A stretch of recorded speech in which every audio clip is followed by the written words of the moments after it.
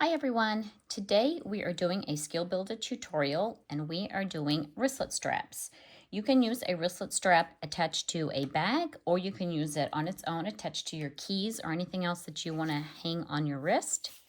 I'm going to show you how we make those in such a way that you don't have a lot of bulk in your strap there, and I will show you how to secure it with a rivet, or if you don't have a rivet setting tool or rivet press, just sewing along there to keep that swivel hook in place. So let's get started. What you will need today is your material. I am using cotton woven that I have interfaced with woven interfacing. If you are using canvas, you do not need to add interfacing. It does tend to get a little thick if you interface anything that is heavier than a quilting weight cotton. So mine is interfaced, but you may not need to add interfacing based on what material you are using. The size of your fabric is dependent on the size of the swivel that you are using. I am using 3/4 of an inch. That is the inside diameter of that ring here. So my fabric is cut at 3 inches, which is 4 times the interior diameter, and I like a length of 14 inches as my starting size for my wristlet straps. If you like a bigger or smaller wristlet, you will change that based on what your preference is, but you will always want to have your width, width that way, to be 4 times the size of your swivel. So if you are using 1-inch hardware, you want it to be 4 times 1 inch, which would be 4 inches. If you're using 1/2 inch, it would be 2 inches. And as I'm using 3/4, mine is 3 inches. If you are applying interfacing, you can go ahead and do that. The first thing after the interfacing is applied is to fold our strap. We're going to fold it long ways first, folding directly in half from one long side to the other. We're going to be doing a double fold to enclose the raw edges of the fabric. Now that we have that crease marked there, we're going to be folding the raw edges into that center line. You can mark that center line if you don't feel confident finding the center just by pressing. Flip it around and do the other side. Again, folding it to the center.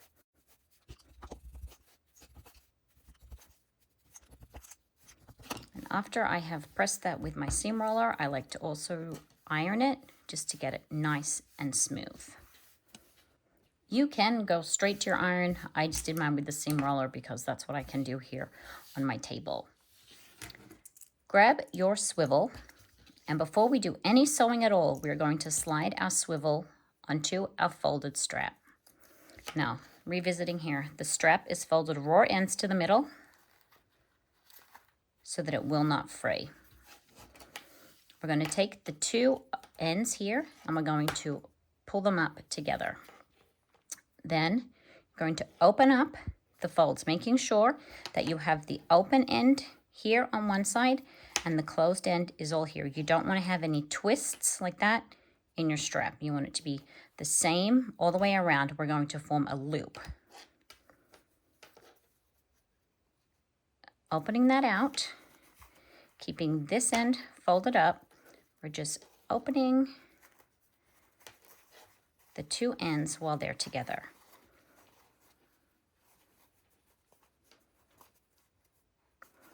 Then we're going to go over to the sewing machine and we are going to sew down here at 3/8 of an inch. You can clip that to keep it in place or pin, or you can just hold it. And you want to see that where the folds are from when we ironed it, that they are lined up. So let's go sew that now. Using a construction stitch length, I am sewing at 3/8 of an inch from the open edge here where they are clipped together. I'm going to back stitch and then sew straight down this edge, keeping these edges lined up, and then back stitch again.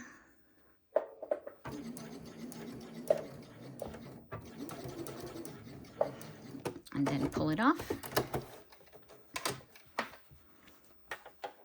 You can see the line of stitches here. Now what we're going to do, you can trim these threads. Now we are going to fold this seam open. You can use your iron or your seam roller if you want, or you can just finger press it.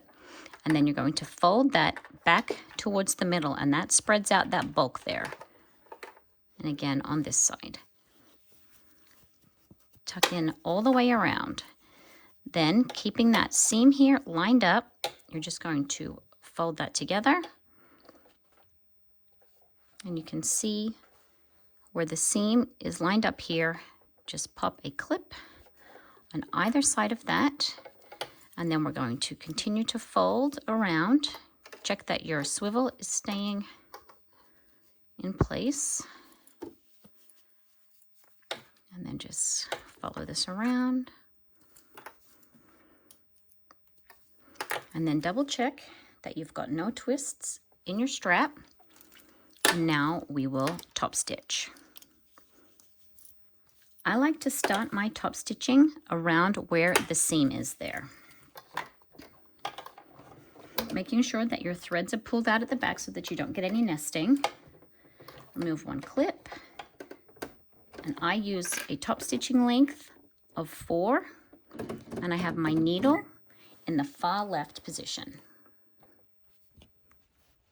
I like to use the edge of my presser foot here as a guide so that I get a nice straight top stitch, and I sew the open side first. Using a 4 as my stitch length. You may need a longer stitch length depending on your machine. And I am not going to back stitch. I'm just going to sew along here all the way back around to the start point. Taking clips off and sliding the swivel out of the way as I go. Keeping the strap straight in front of the machine so that I can keep a nice even stitch line. I like to pull the threads here through before I meet back up with the start of the stitch line so that it's easier to get them through without another stitch going through over the top of them. Lining back up with where we started, and then raise the needle, raise the presser foot, and pull that off with long tails. You can then pull the upper threads through and just put them off to the side. And now we are going to stitch the other side using the same edge of the presser foot as a guide. You can check your tension when you first start to make sure that you are happy with how your stitches look, to make sure they are balanced on either side. And if need be, you can increase it just for your top stitching on the strap. Sometimes those stitches need to be a little bit tighter because of the thickness of the material. Again, not back stitching, we're just going to go all the way around.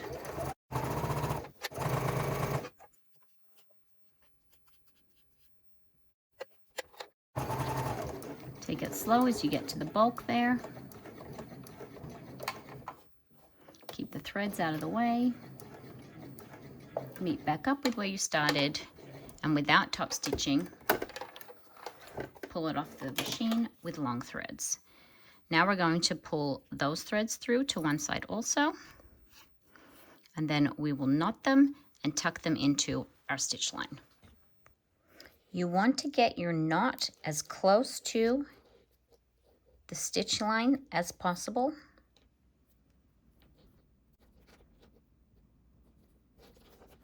Then grab your needle. I have one that's got a fairly large eye in it.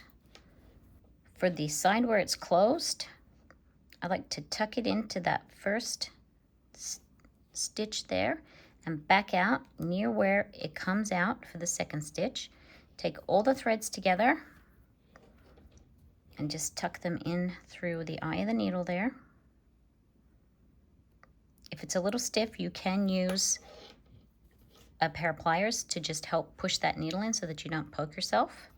Pull it all the way through, and then on this side, I like to tuck it in to that same spot in the first stitch, but instead of coming out here in the stitch line, I will come out here in between the layers.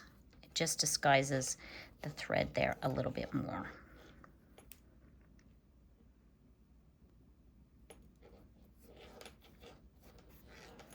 Then after that's pulled through, you can snip that or you can melt it.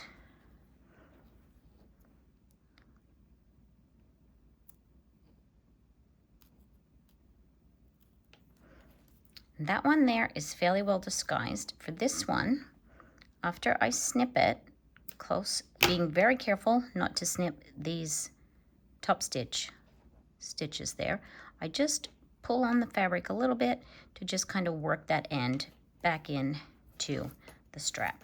Now what we need to do is secure this swivel at the end there. Right now it's just loose on the strap, but you want it to be held in place so that when you have the strap on your wrist, it's staying still.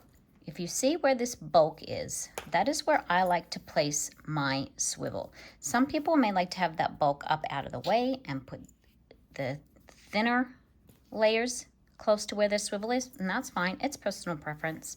I like to have my bulk down here at the end of the strap. I pinch that together and you can feel where the layers are.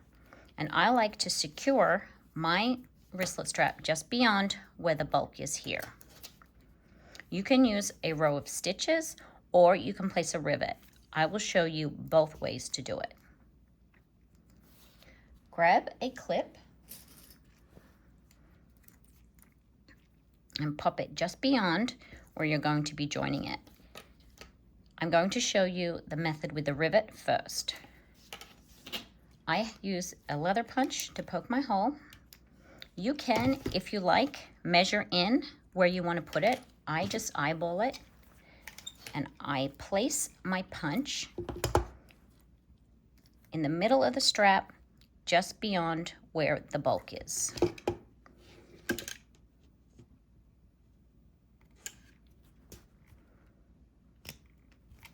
Punching through both layers at the same time. Then I flip it over and I make sure that I'm happy with that placement on that side. Because there are quite a few layers here, I have a longer rivet that I am using and I will pop it through that hole. And because there are so many layers, I'm not going to reinforce this rivet beyond what is already there with the many layers of fabric and the interfacing, because there's like 16 layers total there. Pop that cap on and then you can use a hand setting tool or you can use a rivet press, making sure that when you press it, you feel 2 clicks. If you don't feel 2 clicks when you're setting your rivet, then it's not set properly and you may need a longer rivet to be able to secure your strap. To make sure that that rivet is set properly, I like to pull on it a fair bit here, just to make sure that it's nice and tight and it's not going to come undone. So that method is now complete and I will show you how to do it with the line of stitches. If you don't have a rivet press or if you don't like to hand set your rivets, you can just sew a line of stitches across here. When I'm deciding where to place my row of stitches, I like to feel where the bulk of that joining seam is and place it beyond that so that you're not sewing through all of the layers there. So I slide my swivel to the same spot. You can see where the join is there, and I pinch that in place, and then we're just going to sew here. You can use your zipper foot if you like, but because we're not sewing up close to this swivel here, we can just use the regular presser foot on the machine. So popping that underneath, and I'm going to use a 4 as my stitch length and put the needle in the center position. And I'm just going to sew along here and back a few times to secure that swivel hook at the end of the strap here.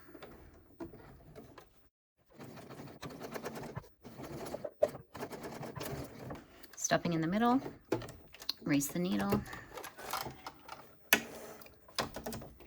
And there you can see we have our row of stitches here, and I will pull the threads to one side and tie them off and secure them using a needle to tuck them back inside of the material.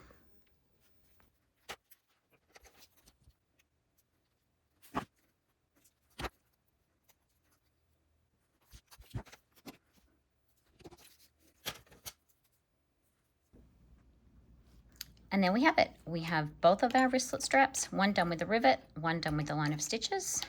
So you can use those on your bags, you can use that on your keys, and you'll be able to use this method with the minimal bulk for all of your wristlet needs in the future.